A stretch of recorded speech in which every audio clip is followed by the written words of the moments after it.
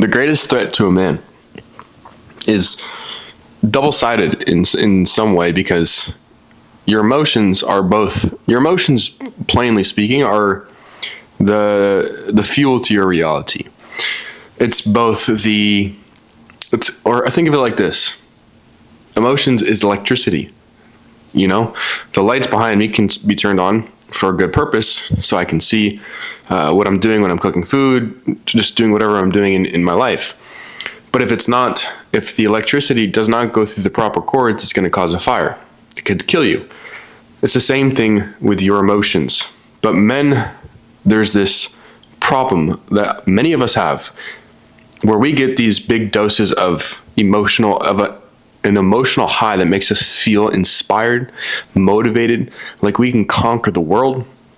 And then in that mindset, it's easy to think that you're going to be proactive and accomplish all your goals and become a billionaire and have a ranch where you can grow your family and do all these amazing things. But then once that goes away, it's like, I have no idea what to do. I'm a failure. My life sucks. I'm letting the family bloodline down. And this ebb and flow between these two states is so damaging. It is so toxic. And this is not understanding that your emotions are in control. So it's chaotic. When we men can manage our emotions wisely and not allow ourselves to depend on these heightened emotional highs to create action, our action towards our vision becomes consistent irregardless of how we feel, which ultimately compounds this emotional strength and does give you a sense of a high.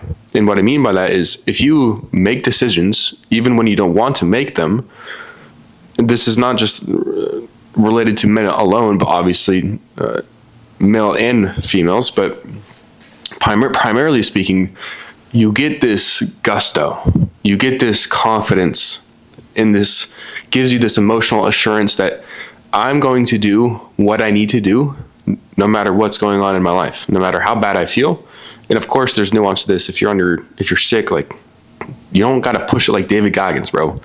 Relax. It's going to be okay.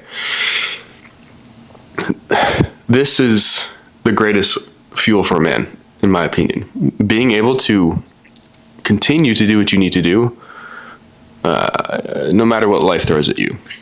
I remember there was an episode of Peaky Blinders when, I'm not the biggest fan. So Thomas. I think his wife died, and the first thing he did was go back to business. Some might think that's an overstep. Like, why aren't you grieving? But if you understand the importance of attention and focus, you realize the second you check out in those moments of chaos and terror, everything else is going to fall apart. Literally, the best thing you can do for yourself when you face loss like that or a serious event is to do what you typically have been doing. That does not mean to strip the necessity for you to heal and grieve.